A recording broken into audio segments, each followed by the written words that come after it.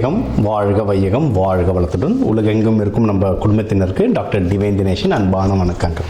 சரி, ஏப்ரல் மாதம் ராசி பலன்கள் பார்க்க போகிறோங்க. சரிங்களா, ராசி இல்லை லக்னம். ஓகே, லக்னத்தை வச்சு பாருங்கள், ஒன்று ஈஸி. இப்போ லக்னம்னா உங்கள் கட்டத்தில் லா எங்கே போட்டிருக்குன்னு பாருங்கள், அதுதான் லக்னம். அது ஒன்றும் பர்ஃபெக்டாக வேலை செய்யும். அதை வச்சு பார்க்கும்போது ஒன்றும் பர்ஃபெக்டாக வேலை செய்யும். சரி, இந்த ஏப்ரல் மாதம் என்னென்ன சிறப்பு? ஏப்ரல் தான் தமிழர்களுக்கான மந்த்தே. ஏன்னா நம்ம தமிழ் புத்தாண்டு ஏப்ரல் 16. நம்மளுக்கு வந்து இந்த சித்திரை அப்படின்றது தான் ஒரு புத்தாண்டாகவே ஆரம்பிக்கிறது. ஸோ ஏப்ரல் புனிதமான மாதம் நம்மளுக்கு ஒன்று. இன்னொன்று சித்ரா பௌர்ணமி வருது, சித்திரகுப்தர். சித்தர்களுடைய நிறைய ஆசீர்வாதம் வாங்கணும்னா சித்ரா பௌர்ணமி. சித்திரை திருவிழா, மதுரை குலுங்கன்ற மாதிரி ஃபுல் சித்திரை திருவிழா வருது. ஸோ இந்த ஏப்ரல் மாதம் வந்து ஒரு புனிதமான மாதம். ஓகேங்களா, இந்த புனிதமான மாதத்தில் நம்ம ராசிக்கு எந்தெந்த விஷயங்கள்லாம் ரொம்ப சாதகமாக இருக்குது, எதுலலாம் நல்ல வாழ்க்கையில் முன்னேறலாம், வேறு எந்தெந்த விஷயத்தில் நான் கொஞ்சம் கவனமாக இருக்கணும், என்னென்ன வழிபாடுகள் பண்ணணும் அப்படின்றத நம்ம ஒவ்வொன்றா பார்த்துட்டு வருவோம். இது கூடவே இந்த பண்டிகைகள், இந்த முக்கியமான நாட்கள், இந்த பௌர்ணமி, அமாவாசை இதையும் கலந்து சொல்கிறேன். அதுக்கேற்ற வழிபாடுகள் பண்ணிட்டு வர இந்த ஏப்ரல் மாதம் நம்மளுக்கு ஒரு சிறப்பான மாதமாக அமையும். கன்னி ராசி கன்னி லக்னம் எப்படி இருக்கு? சூப்பராக இருக்குங்க. கொஞ்சம் டஃப்பாக இருக்கும் சுச்சுவேஷன், கொஞ்சம் கஷ்டப்படுங்க, எனக்கு புரியுது. அதெல்லாம் நம்ம சரி பண்ணிக்கலாம். முதல்ல நல்ல விஷயங்கள் என்னென்ன இருக்குன்றதை பார்த்துட்டு என்னென்ன வழிபாட்டு முறைகள் நம்ம பண்ணணுன்றதை நம்ம வந்து பார்த்துடலாம். சரிங்களா, கன்னிக்கும் வந்து என்னென்னா, நீங்கள் வந்து எடுக்கிற முயற்சிகள் நிறைய வின் பண்ணுவீங்க. ஜென்ரலாகவே நல்லா படிக்கிற பசங்கன்றது எல்லாம் நல்லா படிக்கிற பசங்க. இப்போ கன்னி ராசியில் வந்து குழந்தைங்க யாரெல்லாம் இருந்தாங்கன்னா நல்லா படிப்பாங்க, எக்ஸாம் எழுதுவாங்க. ஆனால் கொஞ்சம் டயர்டாக இருப்பாங்க, ரொம்ப தூங்குவாங்க, ரொம்ப டல்லாக நடப்பாங்க. சொல்லுவாங்க, சார் என் குழந்தை நல்லா படிச்சிருந்தது சார், என்னன்னு தெரியல, இப்போலாம் காலையில் எழுந்துக்கவே மாட்டேங்குது அப்படின்னுவாங்க கன்னி. ஏன்னா சனி பகவான் பார்க்கறதுனால. ஒன்றும் இல்லை, டீயில் ஏலக்காய் போட்டு கொடுத்துக்கிட்டே இருங்க. சாப்பிட்ற சாப்பாட்டில் பச்சை காய்கறிகள் ஏதாவது கொடுத்துட்டே இருக்கணுங்க. ஏன்னா அதுதான் புதன். சரிங்களா, புதனை வந்து நல்லா ஆக்டிவேட் பண்ணி விடுங்க. பசங்க நல்லா ஆக்டிவேட் பண்ணிவிட கொஞ்சம் சுறுசுறுப்பு வரும். இது ஒன்று. இன்னொன்று, கோதுமை சார்ந்த பொருட்கள் நிறைய சாப்பிடக்கூடாது. சப்பாத்தி தினமும் ஒரு வேளையாவது சப்பாத்தி இருக்கணும். சூரியனோட சனி பகவான் பார்க்கும்போது சூரியனோட சக்தி உடம்புல கம்மியாகும், விட்டமின் டி கம்மியாகும்.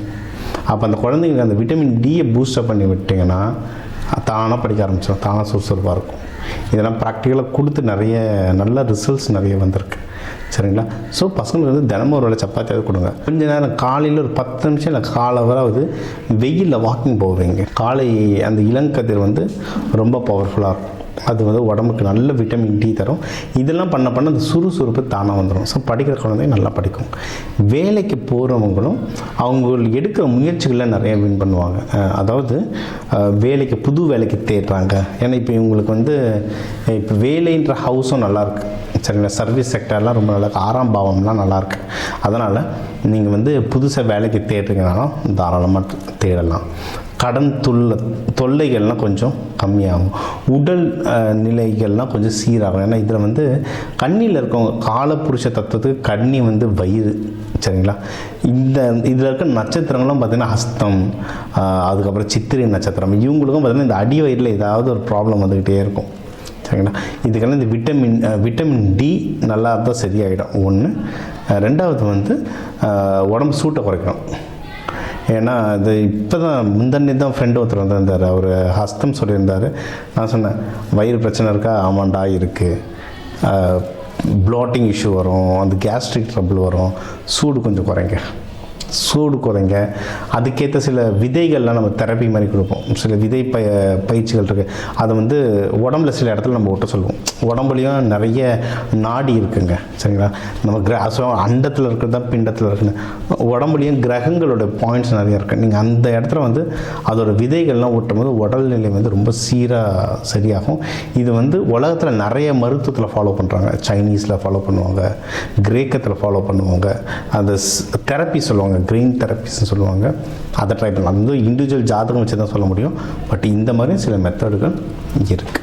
ஒன்று. இன்னொன்று, நீங்கள் வந்து இப்போ இருக்கிற டைமுக்கு வந்து எதனா இன்வெஸ்ட்மெண்ட் பண்ணுறீங்கன்னா சூப்பர்.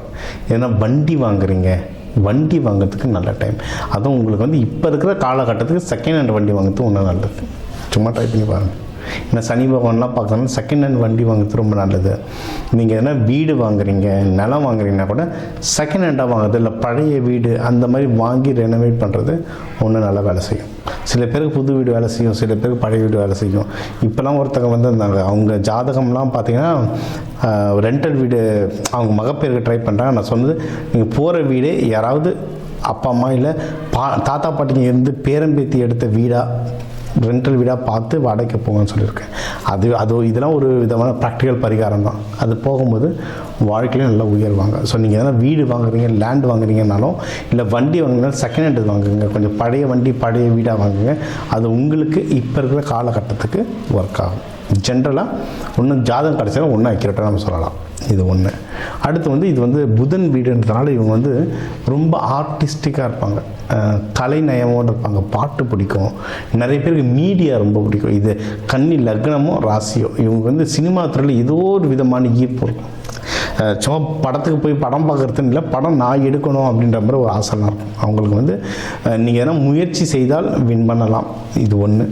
அடுத்து வந்து நீங்கள் வந்து இது வந்து லவ், நல்ல ஃப்ரெண்ட்ஷிப் அமையறதுக்கெலாம் நிறைய வழிகள் இருக்குது. எனக்கு ஒருத்தவங்க கேட்டாங்க, அவர் வந்து 40+ ஜென்ஸு, டே கண்ணி தாண்டா, பட் எனக்கு என்னடா இதுக்கப்புறம் லவ் 2 பசங்க ஆகிடுச்சுடா அப்படின்னாங்க. அதான் நான் சொன்னேன், லவ் இல்லை, அந்த ஃப்ரெண்ட்ஷிப் அமையும். அவர் ஒரு ஃபீல்டில் இருக்கார், பட் அவருக்கு வந்து படம் எடுக்கணும்னு ரொம்ப ஆசை. இப்போ அது சம்மந்தமாக நிறைய ஃப்ரெண்ட்ஷிப் கிடைக்கும் அவருக்கு. ஸோ இந்த மாதிரி நெட்வொர்க்கிங்லாம் நல்லாவே வரோங்க, சூப்பராக இருக்கும். நெட்வொர்க்கிங் சூப்பராக இருக்கும். இதுக்கப்புறம் வந்து நீங்கள் ஏதாவது பிஸ்னஸ் பண்ணுறீங்கன்னா பிஸ்னஸ் சூப்பராக வளரும். பிஸ்னஸ் வளர்கிறதுக்கு நல்ல டைம். நீங்கள் என்ன வெளிநாடுக்கு எக்ஸ்போர்ட் பண்ணணும். இதில் உணவுத்துறையிலலாம் நிறைய பேர் இருப்பாங்க. இந்த உணவு, இந்த வீட்டில் இருந்தே ஹோம்மேடு ஃபுட்டுன்னெலாம் சொல்லுவாங்க. வீட்டிலேருந்து வியாபாரம் பண்ணுறது, வீட்டிலேருந்தே உணவு பொருட்கள்லாம், இந்த சிறுதானியத்திலலாம் உணவு செஞ்சுலாம் நிறைய பேர் அந்த மகளிர் சுய உதவி குழு அந்த மாதிரிலாம் விற்பாங்க இன்டர்னலாக. அந்த மாதிரி நீங்கள் எதனா ஒரு தொழில் ட்ரை பண்ணுறீங்கனாலும் சூப்பராக இதில் வந்து ஒர்க் ஆகும். நீங்கள் எதில் ஜாகிரதையாக இருக்கணும்னா, ஹஸ்பண்ட் ஒய்ஃப்குள்ளே பார்த்தீங்கன்னா இப்போ சின்ன ஒரு கேப் இருக்கும். இல்லை யாராவது கல்யாணத்துக்கு ட்ரை பண்ணுறீங்கனாலும் ஒரு மாதிரி தள்ளி போட்டுக்கிட்டே இருக்கும். ஏன்னா அது சனி பகவான் பார்க்குறதுனால இந்த இஷ்யூஸ் வந்து கொஞ்சம் இருக்கும். நீங்கள் வந்து ஒரு ஏப்ரல் 15க்கு அப்புறம் ட்ரை பண்ணி பாருங்கள், இன்னும் கொஞ்சம் ரிலீஃபாக இருக்கும். சில ப்ரப்போசல்ஸ், கல்யாண ப்ரப்போசல்ஸ்லாம் உங்களை தானாக தேடி வரும். நீங்கள் போயிட்டு ஹஸ்பண்ட் ஒய்ஃப் திருப்பி பேசணும், கொஞ்சம் பேட்சப் ஒர்க்லாம் பண்ணணுன்னா 15க்கு அப்புறம் ட்ரை பண்ணி பாருங்கள். ஏன்னா சூரியன்னா வேறு மேஷத்துக்கு மூவ் ஆகிடுவார். ஸோ இன்னும் கொஞ்சம் நார்மலாக ஆகிடும். ஓகேங்களா? இன்னொன்று, நீங்கள் வந்து இதெல்லாம் கடன்லாம் வாங்குறது இருந்தால் முடிஞ்ச அளவுக்கு தவிர்க்கிறது நல்லது. இருக்கிறத வச்சு மேனேஜ் பண்ணிட்டீங்கன்னா கடன் விஷயத்துலேருந்து தப்பிக்கிறது ரொம்ப நல்லா தான் இருக்கும் உங்களுக்கு. தூக்கம் வரலைன்னா முடிஞ்ச அளவு விநாயகருடைய துதி பாடுறது நல்லது. விநாயகர் வழிபாடு, இல்லை தூங்கும் போது தலைக்காணிக்கில் கொஞ்சம் அருகம்பில் பவுடராக வச்சுக்கிட்டாலும் ஓகே தான். இதை நீங்கள் பண்ண இந்த மாதம் சக்ஸஸ்ஃபுல்லாக இருக்கும்.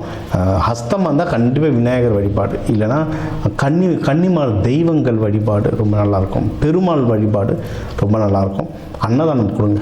நீங்கள் வந்து எதுவாக இருந்தாலும், முக்கியமாக சக்கரை பொங்கல் இருந்தாலும் அன்னதானம் கொடுக்க இந்த ஏப்ரல் மாதம் வந்து உங்களுக்கு ஒரு சிறந்த மாதமாக அமையும்.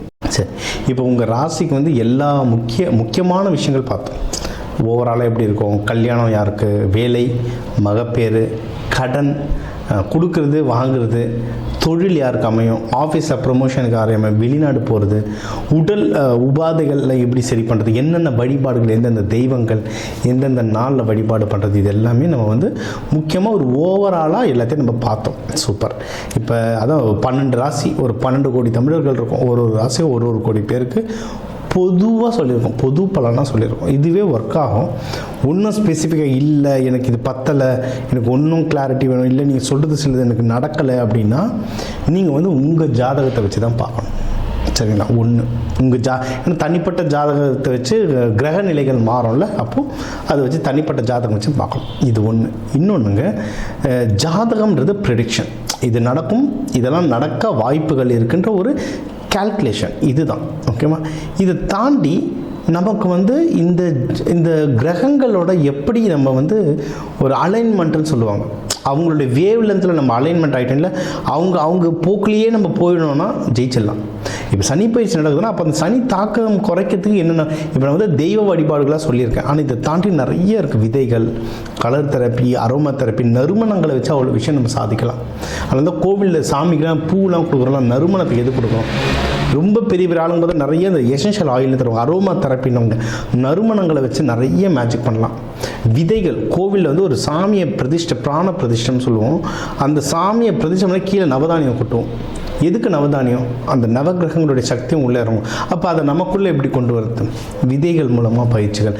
கலர், ஒரு கலர் ஒரு கிரகம், எந்த கலரை போட்டால் இப்போ என் கிரகத்துக்கு எது வேலை செய்யும், இந்த மாதிரி விஷயங்கள்லாம் நிறைய பயிற்சிகளாக சொல்லித்தரேன். எக்கச்சக்க பயிற்சிகளாக சொல்லிட்டோம். அதாவது ஒரு ஜோதிடத்தை நான் கேட்டேன், அவர் கல்யாணம் நடக்கும்னாரு, அவர் சொன்னதுனால நடக்கும்னா அப்படிலாம் நடக்காது. அதுக்கான சாத்தியக்கூறு இருக்குது, அதுக்கான முயற்சி எடுக்கணும். முயற்சி கூட அது நடத்துறதுக்கான சில சப்போர்ட்ஸ் நம்ம எடுத்துக்கணும். இந்த பயிற்சிகள் பண்ணணும், இந்த கோவில்கள் பண்ணணும். கோவில் சாமி ஒன்று கூட ஒன்றும் சில பயிற்சிகள்லாம் சொல்லுவோம். அதெல்லாம் பண்ண ஒரு இடம் ஒன்று, ஏன்னா ஒரு கிரகத்துக்கே எனக்கு சொல்கிறதுக்கு மணிக்கணக்கில் ஆகும். அதனால் எல்லாமே இந்த 8-10 நிமிஷத்துக்குள்ளே அடக்க முடியாது.